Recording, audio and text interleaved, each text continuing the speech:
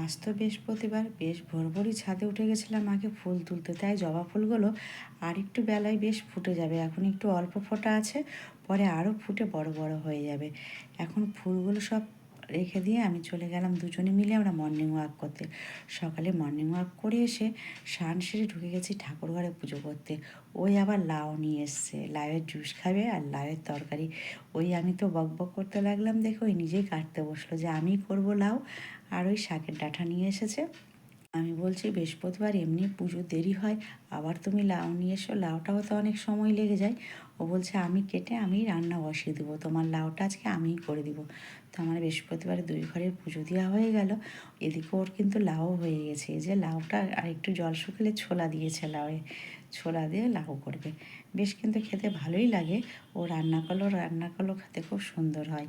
আমি এই পুজো সেরে ঠাকুরের প্রসাদটা মুখে দিয়ে এই রান্নাঘরে যাই, ও কতদূর কি রান্না করলো দেখি। হ্যাঁ, লাউটা সুন্দর করে জলটাও শুকিয়ে গেছে বেশ। কি খাবো জল খাবারে, আমি তো বলি আমাদের খাওয়ার কোনো, যখন যেটা পাই তখন সেটাই খাই।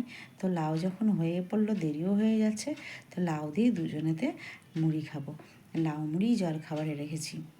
আজও কিন্তু হাট থেকে সুন্দর সুন্দর মাছ দেখতে পেয়ে, কালকের মাছটা খেয়ে ভালো লেগেছিল বলে আজও কিন্তু ওরকম ছোট ছোট মাছ নিয়ে এসেছি। কালকের থেকে আজকের মাছগুলো দেখবে আরও সুন্দর, দেখেই ইচ্ছা করছিল।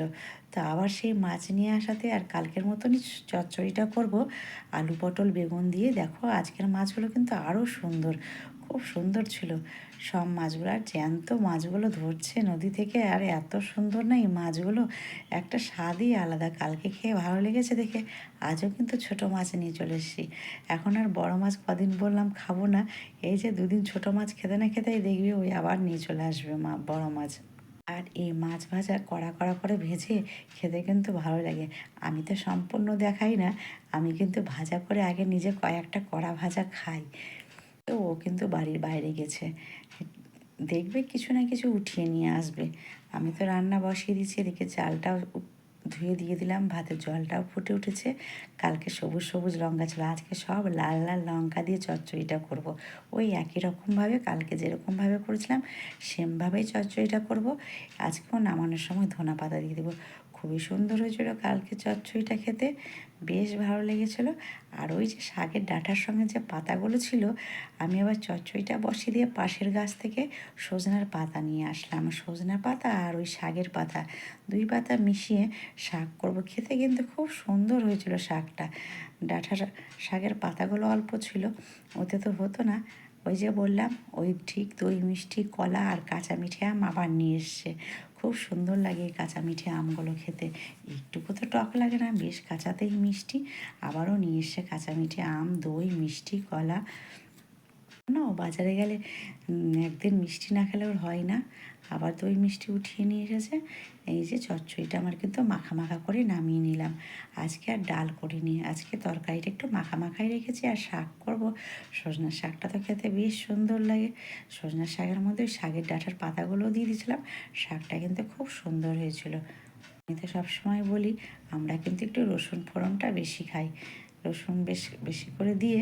এই যে শাকটা এত সুন্দর হয়েছিল আর একটুতেই গলে গেছিলো। আমার কিন্তু রান্না সব কমপ্লিট হয়ে গেল। আজকে টক দই নিয়ে এসেছিলো, দইটা বেশ ভালো ছিল, হালকা টক হালকা মিষ্টি, খেতে কিন্তু খুব সুন্দর ছিল দইটা।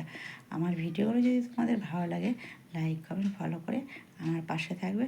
তোমরা সকলেই ভালো থাকবে, সুস্থ থাকবে, আর করতে ভুলবে না।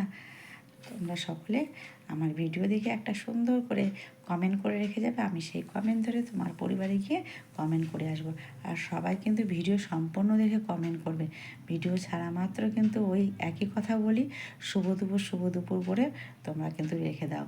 ভিডিও ভালো না লাগলে দেখবে না, কিন্তু শুভ দুপুরও লিখবে না বা